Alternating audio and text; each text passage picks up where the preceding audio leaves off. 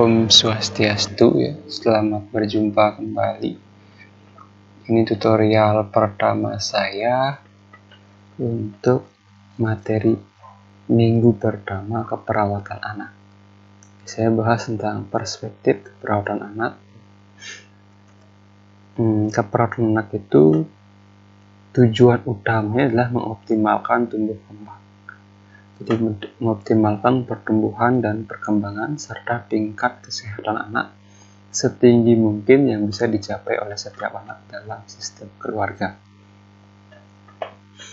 Masa anak-anak adalah masa yang sangat berbeda dengan masa dewasa.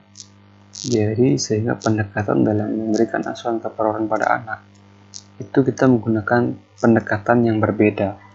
Sering juga dikatakan bahwa masa anak-anak adalah masa golden egg period, jadi masa-masa keemasan yang akan mempengaruhi pertumbuhan dan perkembangan anak ke depan. Jadi tujuan utamanya adalah tidak sekedar untuk mengobati, tapi juga mengoptimalkan pertumbuhan dan perkembangan anak. Jadi yang dimaksud dengan optimal adalah capaian yang tertinggi yang bisa dicapai setiap anak pada setiap aspek tumbuh kembangnya, kemandirian, bergaul, motorik halus, berbahasa, bernalar, serta motorik kasar. Jadi untuk mengukur tumbuh kembang anak, itu kita bisa mengukur dari bagaimana sosial anak, bagaimana motorik halus, bagaimana kemampuan biar berbahasa dan bernalar, serta motorik kasar.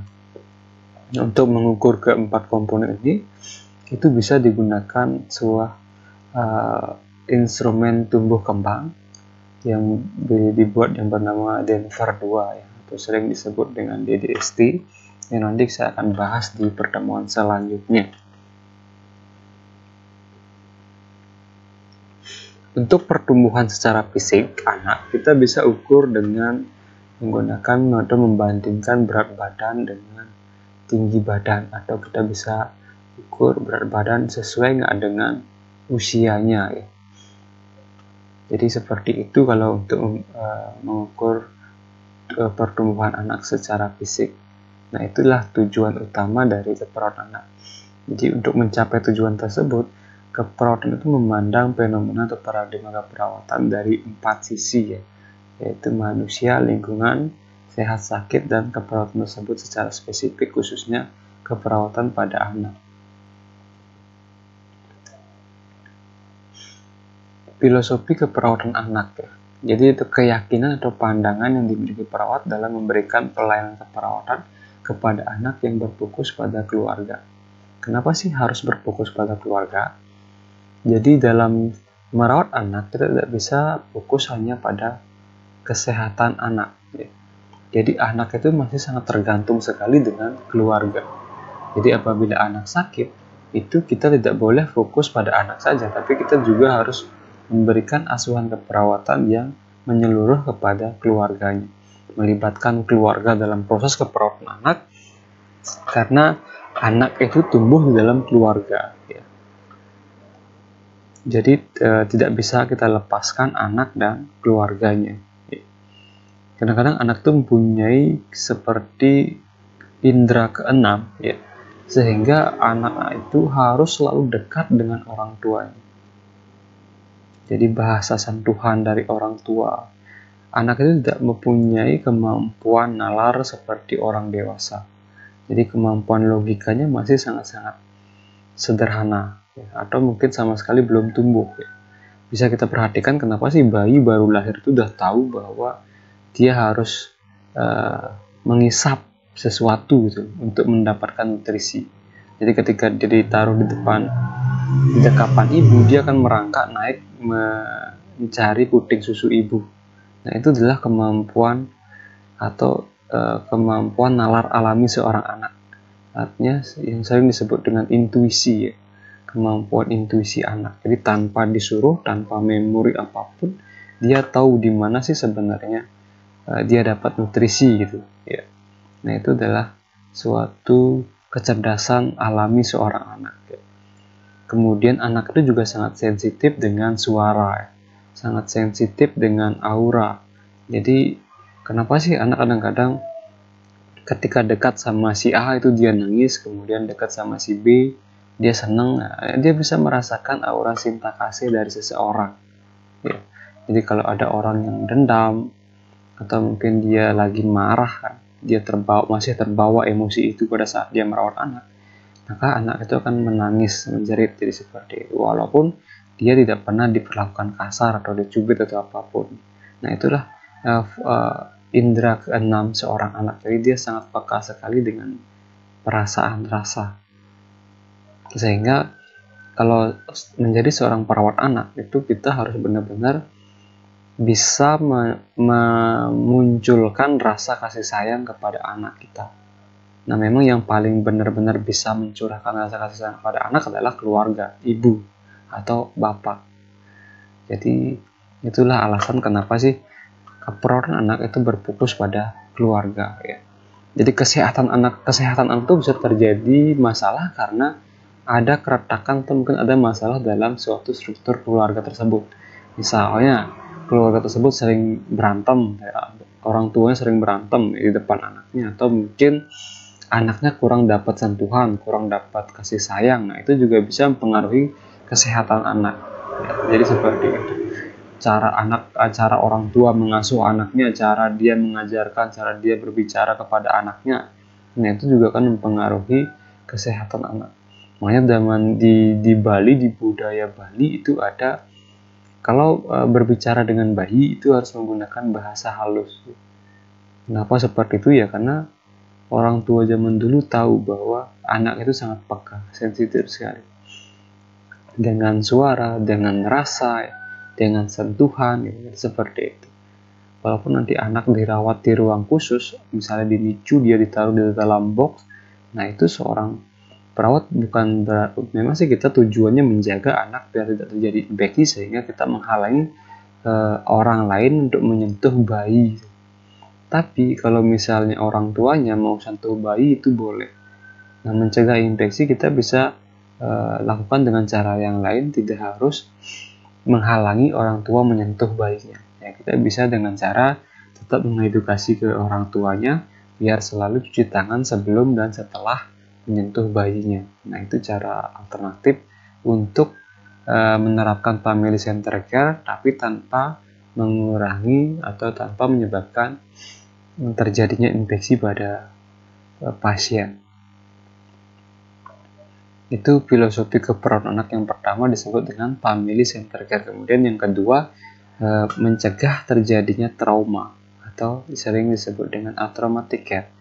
Jadi bagaimana kita merawat anak tanpa membuat terjadinya traumatis ya, pengalaman yang traumatis, artinya dia menjadi sangat takut gitu dalam proses perawatan, dia menjadi sangat cemas. Nah itu perlu seni seorang perawat dalam memberikan asuhan keperawatan pada anak. Jadi misalnya kita pasang infus, bagaimana biar kita pasang infus anaknya tidak menangis, atau pasang infus bisa bila perlu sekali dua kali harus sudah bisa pasang, jadi tidak menyebabkan terjadinya traumatik. Komunikasi juga banyak, komunikasi yang terapeutik, komunikasi yang menyebabkan pasien tersebut nyaman atau bayi tersebut nyaman. Makanya kadang-kadang di ruang NICU atau di ruang perawatan khusus anak itu dibuat bagaimana ruangan sedemikian rupa menjadi ruangan yang sangat menarik. Jadi desain temboknya, gambar-gambarnya itu gambar-gambar yang ya full color, jadi menarik bagi seorang anak. Banyak tempat, jadi banyak gambar-gambar kartun. Kemudian bila perlu ya mungkin pakaiannya si perawat dan dokter atau petugas yang bekerja di ruang rawat anak itu dia menggunakan bukan hanya putih-putih, mungkin boleh berwarna-warni, atau mungkin ada gambar-gambar Mickey Mouse atau gambar-gambar kartun yang tidak membuat anak menjadi trauma. Jadi dia beranggapan mungkin rumah sakit itu adalah seperti tempat bermain. Makanya kadang-kadang ada ruang rawat yang menyediakan juga tempat bermain bagi anak di suatu rumah sakit. Nah itu untuk mencegah terjadinya trauma pada anak. Jadi yang namanya anak itu adalah masa-masa bermain. Jadi walaupun dia sakit, kita bukan berarti membatasi dia bermain dan menghalangi dia untuk bermain, tidak. Jadi mengusahakan bagaimana permainan yang tepat untuk anak pada saat sakit itu seperti apa. Jadi tetap kita memberikan kebebasan dia untuk bermain, tapi sesuaikan dengan permainan yang tepat sesuai dengan apa yang dia alami. Kemudian yang ketiga itu manajemen kasus. Perawat itu menjadi seorang manajer di rumah sakit. Jadi dia yang mengelola kasus yang ada di rumah sakit. Nah, kita tahu bahwa dunia medis, dunia kedokteran itu terpecah-pecah ya, menjadi subspesialis-spesialisnya. Misalnya spesialis jantung, spesialis saraf, spesialis jadi banyak sekali terpecah-pecah. Jadi dalam satu proton anak pun dia akan khusus itu. Jadi kalau masalah jantung ya dia pasti akan ke jantung, masalah saraf diatasi oleh spesialis saraf. Jadi masalah medis itu di dunia kedokteran terpecah-pecah. Nah, perawatlah yang manajemen semua itu sehingga perawatan pasien itu secara holistik yang secara biopsikososial dan spiritual. Jadi perawat yang harusnya menyarankan dokter apabila dia terjadi masalah di satu titik, misalnya pada jantung, kemudian komplikasi menjadi masalah di saraf, perawat yang akan memberikan rekomendasi ke dokter spesialis jantung untuk konsul ke spesialis saraf. Jadi seperti itu. Jadi kita yang menjembatani, jadi seperti itu. Kita juga yang kapan dia harus konsul ke psikolog. Jadi yang namanya perawat itu memang kita tahu banyak hal untuk bisa menghubungkan ilmu kedokteran yang terpecah-pecah. Jadi seperti itu sebenarnya tujuan dari seorang perawat. Makanya peran perawat itu banyak sekali. Sebagai edukator, sebagai manajer, sebagai manajer kasus, kemudian sebagai advokat klien. Jadi banyak sekali tugas-tugas perawat yang memang ada di rumah sakit adalah harusnya sebagai manajer dari seperti itu. Makanya kalau kita bisa setara ilmunya dengan dokter itu apabila kita benar-benar melakukan role kita sebagai seorang perawat. Nah, selama ini kan perawat di rumah sakit itu hanya mengikuti arahan dari seorang dokter, makanya masyarakat beranggapan perawat itu sebagai pembantu dokter. Padahal harusnya perawatlah yang manajemen kasus tersebut. Jadi seperti itu, misalnya ada pasien stroke datang ke rumah sakit. Nah, tiba-tiba setelah dirawat oleh spesialis saraf, itu muncul masalah baru, misalnya dia menjadi UDIM. Nah, kita sebagai perawat harus bisa punya kemampuan analisis. Kenapa sih pasien tersebut UDIM? Apakah terjadi peningkatan ureum kreatinin? Apakah terjadi penurunan fungsi ginjal? Apakah terjadi masalah pada jantung? Kalau kita sudah lakukan analisis seperti itu, kita bisa memberikan saran kepada dokter spesialis saraf untuk berkolaborasi dengan spesialis penyakit dalam. Jadi seperti itu. Nah, itulah seorang manajer. Jadi dia memahami semua masalah pasien. Makanya perawat itu tidak pernah fokus pada satu penyakit. Dia tidak berfokus pada penyakit yang dialami pasien, tapi kita berfokus pada responnya yang muncul dari penyakit yang dialami oleh pasien. Dari respon tersebut kita berkolaborasi dengan tim-tim medis yang lain. Nah, itu sebenarnya yang harus dilakukan perawat di rumah sakit. Nah, kalau kita sudah kemampuan analisisnya seperti itu, nah itulah kita baru bisa dianggap setara dengan dokter. Jadi seperti itu ya. Dalam keperawatan anak juga seperti itu. Nah, itu yang disebut dengan manajemen kasus ya. Konsep dasar family center care.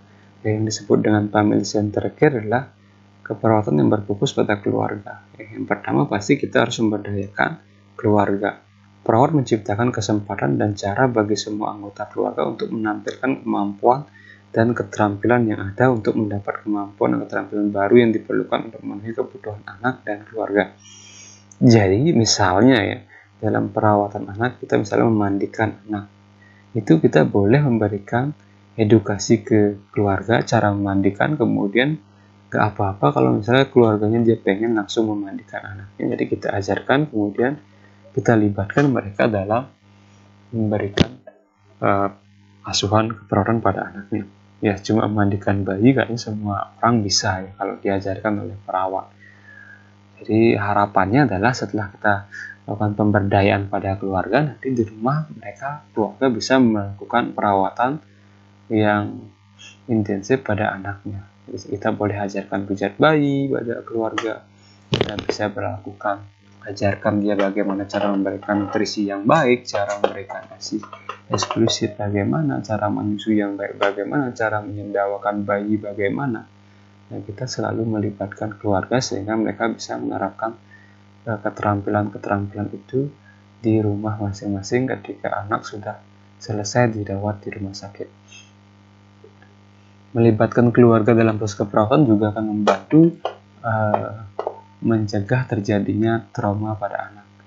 Kalau kita pisahkan anak sama keluarga dalam suatu perawatan, itu juga akan menyebabkan terjadinya traumatis pada anak. Ya, pasti akan membuat anak menjadi takut, cemas karena ditinggal oleh orang yang dia percaya, karena orang tua adalah orang yang pertama kali anak percayai. Jadi kita nggak boleh memisahkan dia dengan alasan perawatan medis. Kemudian memperkokoh interaksi antara perawat dengan keluarga. Ya. Jadi dengan berkokoh interaksi perawatan keluarga juga akan memberikan rasa nyaman keluarga dalam proses perawatan anaknya. Jadi setiap informasi atau tindakan apapun yang dilakukan kepada anaknya, selalu kita komunikasikan kepada keluarga. Sehingga keluarga bisa memahami apa yang dilakukan oleh perawat. Dan tidak akan terjadi miskonsepsi antara perawat dengan keluarga. Jadi itu sangat penting sekali ya. Kemudian kadang-kadang orang tua juga sangat-sangat cemas dan takut ketika anaknya dirawat di rumah sakit. Nah, kita harus berikan edukasi ke perawat, ke keluarga bahwa perasaan yang dialami oleh keluarga itu akan dirasakan oleh bayi ketika mereka dekat dengan bayi. Misalnya dia cemas, ya otomatis anaknya akan menjadi cemas. Jika dia takut, maka anaknya juga akan menjadi takut. Jadi kita harus berikan edukasi ke orang tua bagaimana ketika kita dekat dengan anak itu selalu dalam keadaan yang positif, dalam keadaan yang penuh rasa syukur, penuh rasa bahagia. Jadi semua rasa kecemasan, ketakutan itu harusnya dihindarkan sehingga kita bisa memberikan perawatan yang penuh dengan kasih sayang ketika berada di dekat pasien atau di dekat anak. Nah, itu juga akan membuat perasaan yang nyaman pada anak sehingga akan memunculkan hormon-hormon kebahagiaan yang juga akan membantu meningkatkan kekebalan tubuh anak dan membantu proses penyembuhan anak. Ya, itulah konsep dasar family center care. Jadi anak itu adalah miraculous being, jadi suatu hal yang ajaib. Jadi anak itu punya role-nya sendiri. Jadi dia masih berada di naungan ide Sang Yang Widianya, dia masih sangat-sangat dilindungi. Berbeda dengan ketika orang sudah dewasa, ketika orang yang sudah jadi prinsip tubuh rohani itu adalah ketika kita terlalu banyak berpikir analitis, ketika kita terlalu banyak berpikir teoritis, ketika kita terlalu banyak berpikir logika, hubungan kita dengan semesta itu kan menjauh. Tapi ketika kita mulai tidak berpikir analitis, kemudian logika kita kurangi, kita bertindak sesuai dengan hati nurani, akan muncul kasih sayang. Nah, itu kita akan dekat dengan pencipta dan alam semesta. Kadang-kadang keajaiban itu terjadi apabila seseorang sudah fokus pada level ini. Jadi dia lebih banyak menggunakan hati nuraninya ketimbang pikiran logisnya. Jadinya jiwanya itu berada di atas pikirannya. Artinya jiwanya yang mengendalikan pikirannya, bukan pikiran yang mengendalikan jiwanya. Jadi seperti itu. Apabila jiwanya bisa mengendalikan pikirannya, maka orang itu bisa menyembuhkan dirinya secara ajaib. Nah, biasanya kalau jiwanya yang mengendalikan pikirannya, maka pikiran itu tidak akan ada, sehingga akan muncul rasa syukur, kemudian dia akan pasrah, dia merasa bahwa saya ini milik Tuhan. Jadi seperti itu, sehingga muncul rasa ikhlas, kemudian pasrah, dia menyerahkan diri kepada semesta dan juga penciptanya. Nah, ketika sudah berada di momen seperti itu, maka energi ilahi itu akan masuk ke dalam diri seseorang sehingga bisa memancarkan atau bisa menjadi penghubung kesembuhan ke juga orang lain ya. Jadi seperti itu. Makanya kalau orang tuanya sabar menghadapi, dia juga penuh rasa ikhlas, penuh rasa pasrah ya, nanti akan muncul keajaiban, tiba-tiba anaknya sembuh. Nah, saya pernah dapat cerita seperti ini dari dokter yang menangani masalah leukemia pada anak, di mana ini terjadi di Bandung. Waktu itu ada seorang anak terdiagnosa leukemia. Dia sudah mengalami operasi, sudah mengalami kemoterapi berkali-kali. Dokternya sudah menyerah karena dia sudah memberikan, kayaknya anak ini nggak ada harapan hidup. Nah, orang tuanya sudah habis-habisan membiayai sampai jual rumah. Nah, sampai titik-titik puncak, dia akhirnya memasrahkan semuanya pada Tuhan, kepada yang di atas. Jadi saya sudah ikhlaskan anak saya sudah pasrahkan semua pada Sang Pencipta. Kalau dia memang harus diambil, ya saya sudah pasrah. Nah, ketika muncul mungkin hal itu yang sangat-sangat positif, tiba-tiba anak tersebut yang dalam keadaan koma sembuh ya. Sembuh yang sangat-sangat ajaib. Jadi dokternya pun sangat-sangat heran dia waktu itu ya. Kok bisa sembuh? Padahal dia sudah menyerah gitu. Jadi tidak ada kemungkinan sembuh menurut secara analisisnya dia gitu. Nah, itulah keajaiban itu muncul ketika kita sudah tidak menggunakan logika. Nah, anak seperti itu dia ya. Jadi anak itu, bayi itu hampir tidak pernah berpikir logis ya. Makanya apapun yang dia pelajari sangat-sangat cepat menyerap. Jadi seperti itu. Apapun informasi yang ada di sekelilingnya sangat-sangat cepat dia rasakan dan menyerap. Jadi seperti itu. Makanya kita perlu menjaga bagaimana lingkungan keluarga dan juga lingkungan perawatan medis di anak itu selalu dibuat senyaman mungkin. Makanya di NICU yang kadang bising pun nggak boleh lebih dari batas berapa desibel, jadi seperti itu diatur sedemikian rupa. Itu untuk membuat terjadinya kenyamanan dan kedamaian dalam proses perawatan. Nah, itu ya konsep dasar family center care. Nah, peran perawat itu ya mendukung dan memperkokoh kemampuan keluarga untuk memelihara dan meningkatkan perkembangan anggotanya. Orang tua diperlakukan sebagai mitra sejajar dengan perawat dan membuat peran dalam memutuskan apa yang penting bagi dirinya dan keluarga. Jadi kita selalu melibatkan keluarga. Kemitraan mengimplikasikan bahwa mitra merupakan kemampuan yang menjadi lebih mampu dengan cara berbagai ilmu, keterampilan, dan sumber. Jadi hubungan antara kemitraan ini menguntungkan semua pihak. Jadi ya, antara perawat dan keluarga ya saling menguntungkan. Kolaborasi dipandang sebagai sesuatu rentang. Jadi kapan memang orang tuanya harus lebih banyak, kapan perawat yang harus lebih banyak mengerjakan.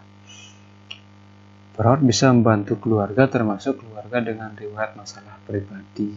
Jadi akan sangat bagus sekali apabila perawat bisa mengakomodir masalah-masalah yang terjadi secara pribadi. Misalnya dia mungkin ada masalah dengan suaminya, konflik dengan keluarga suaminya, sehingga dia mengabaikan kesehatan anaknya. Itu kita bisa berikan konseling pada keluarga ya. Jadi bagaimana cara membina rumah tangga yang harmonis. Nah, misalnya seperti itu ya, itu perlu juga kita edukasi ke konselingkan ke keluarga sehingga proses tumbuh kembang anak itu akan optimal. Ingat ya, tujuan keperawatan adalah mengoptimalkan tumbuh kembang anak.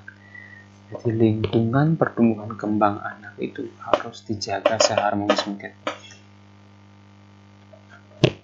Perawatan berfokus pada keluarga. Jadi keluarga itu adalah basis dari masyarakat ya. Jadi kalau misalnya semua keluarga bisa memberikan hal yang positif kepada anaknya, maka akan muncul generasi-generasi yang sehat dan juga berguna ya bagi nusa dan bangsa. Falsafah ini mengakui perbedaan antara struktur, latar belakang keluarga, tujuan, cita-cita, strategi, dan tindakan keluarga, dan kebutuhan akan dukungan, pelayanan, dan informasi. Keluarga didukung dan diberdayakan dalam peranannya sebagai pengasuh alamiah dan pembuat keputusan dengan cara membina kehidupan anaknya sebagai individu dan keluarga.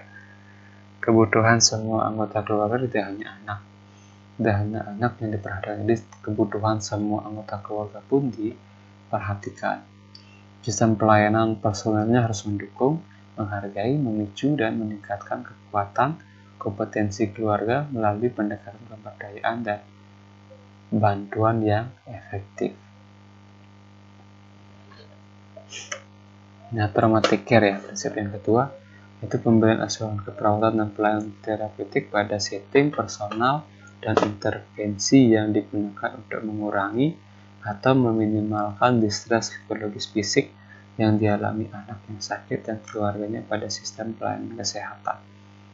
Tujuan utama dari traumatic care adalah mencegah atau menekan perpisahan anak dari keluarga, mencegah atau mengurangi cedera tubuh dan nyeri, meningkatkan sense of control, jadi kontrol diri. Jadi bagaimana orang tua tuh bisa mengontrol emosinya, kecemasannya, ketakutannya ketika berada di depan anak. Prinsip therapeutic care ya. Jadi seluruh tindakan yang meliputi tindakan preventif, penegakan diagnosa, pengobatan, dan penata laksanaan lainnya atau perawatan paliatif pada kondisi akut maupun kronis, setting personal dan intervensi, itu disebut dengan therapeutic care. Jadi semua tindakan yang tujuan baik preventif, baik penegakan diagnosa, pengobatan, yang tujuannya adalah memberikan perawatan, yaitu adalah therapeutic care. Distres psikologi itu meliputi kecemasan, takut, marah, kecewa, sedih, malu, dan merasa salah. Nah, ini yang harus dihindari terjadi pada keluarga ya.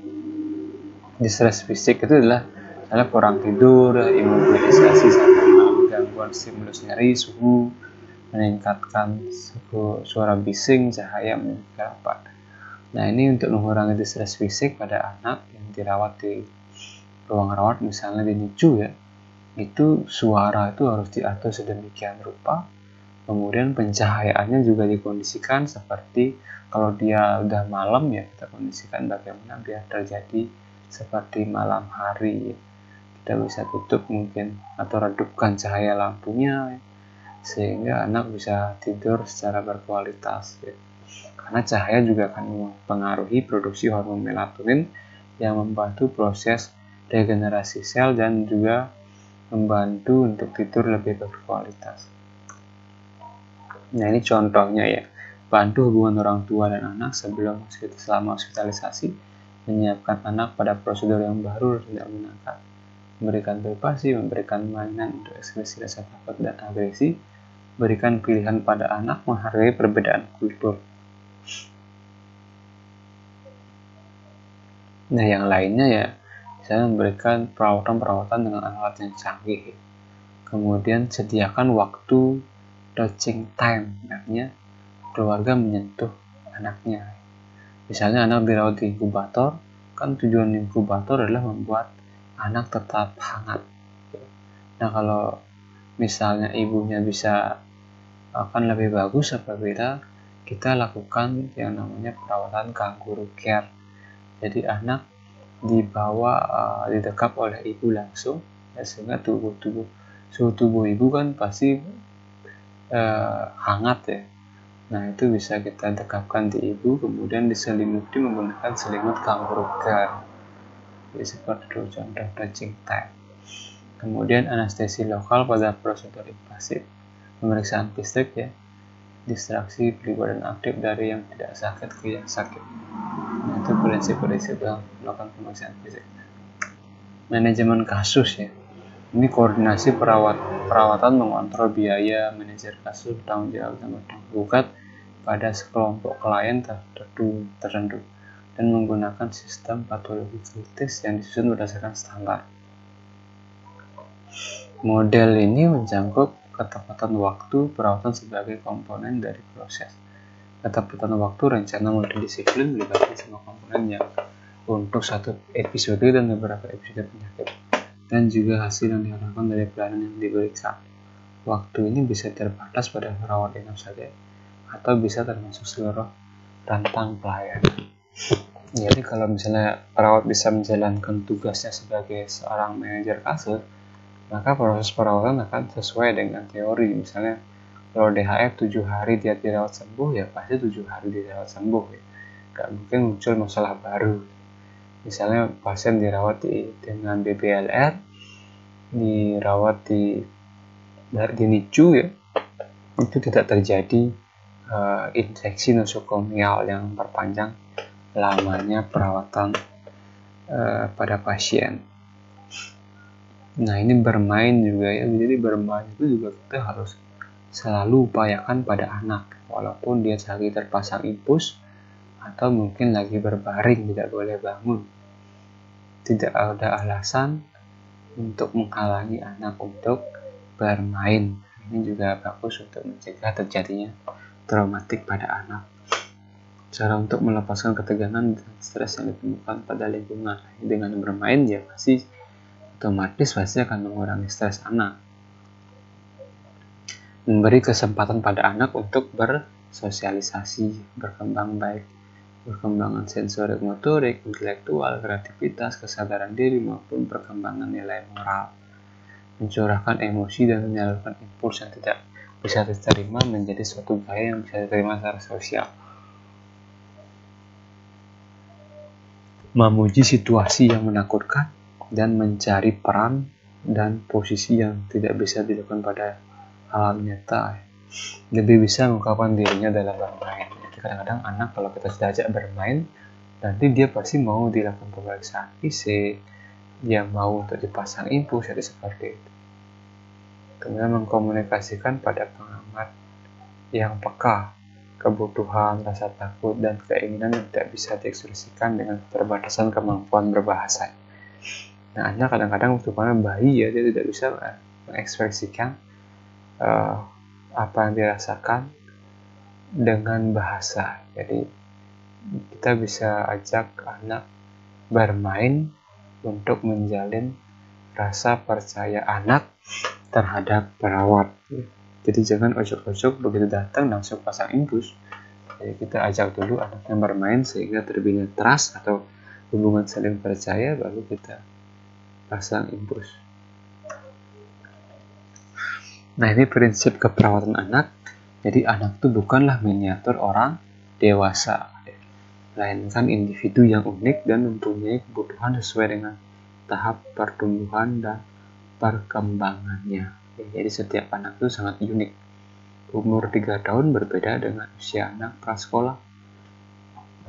Umur bayi kurang dari 1 tahun itu berbeda dengan anak 3 tahun. Jadi dia punya kebutuhan sesuai dengan tahapan tumbuh kembangnya. Anak adalah sebagai individu yang unik dan mempunyai kebutuhan sesuai dengan tahapan perkembangan.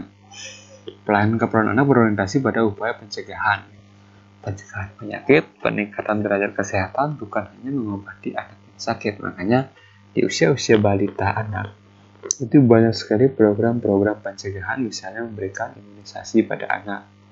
Nah, itu juga proses pencegahan penyakit ya. Kemudian keperawatan anak merupakan disiplin ilmu kesehatan yang berfokus pada kesejahteraan anak, sehingga perawat bertanggung jawab secara komprehensif dalam memberikan asuhan keperawatan.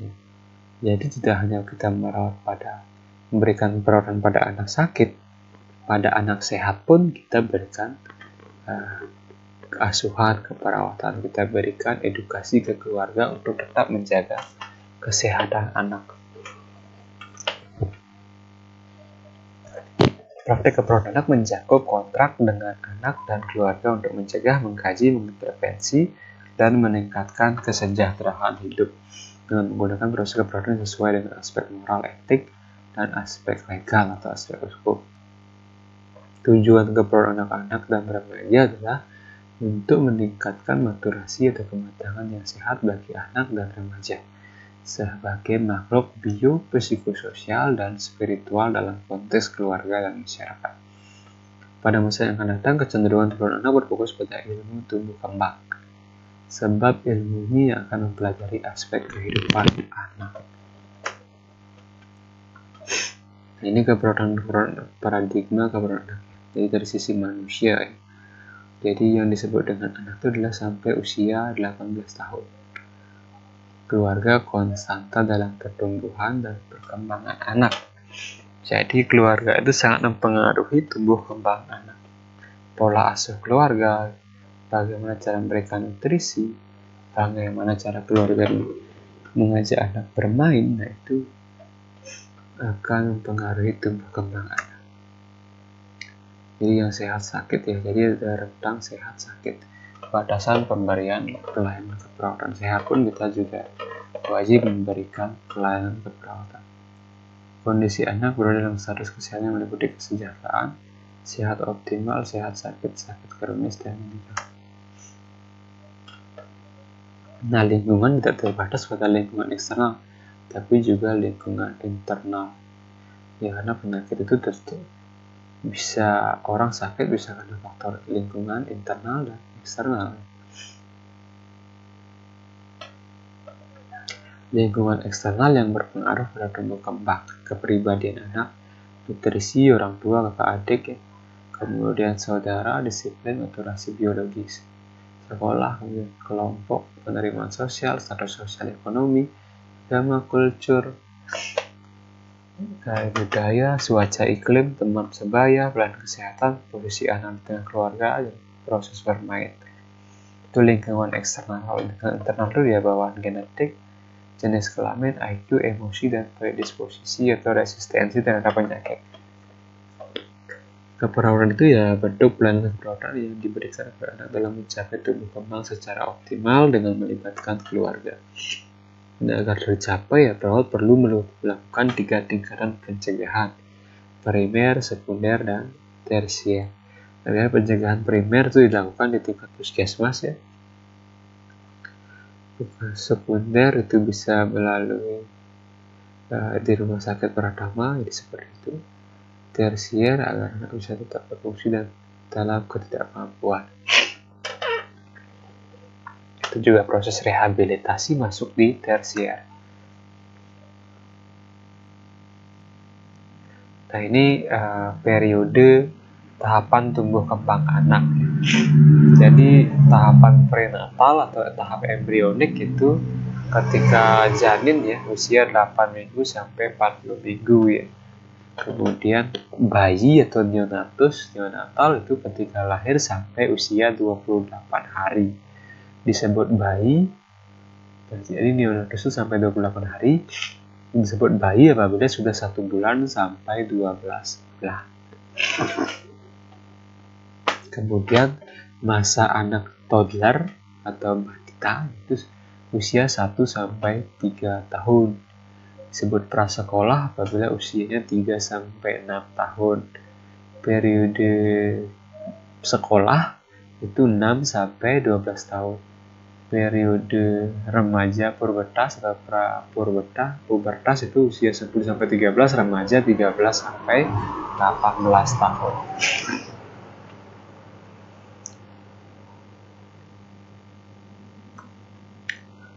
Ya, ini perawatan primer ya. Bisa dibaca. Nah, ini peran perawat.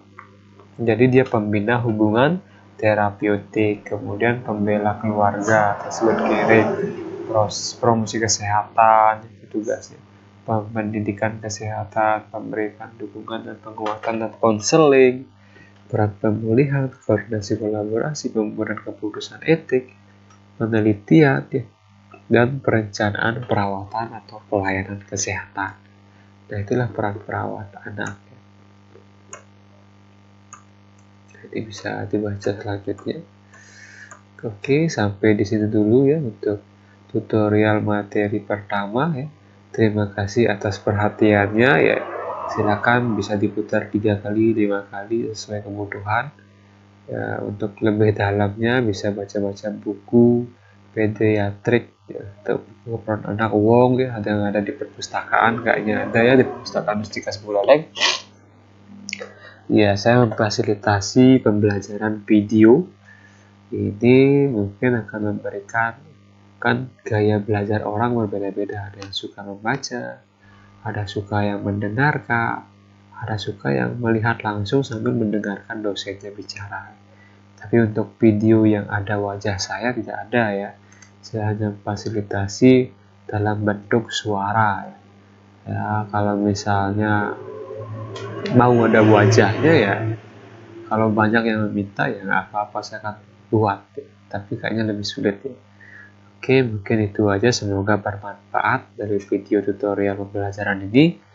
Saya akhiri dengan para Sakti. Om Sakti Sakti Sakti Om. Sampai berjumpa kembali di materi selanjutnya.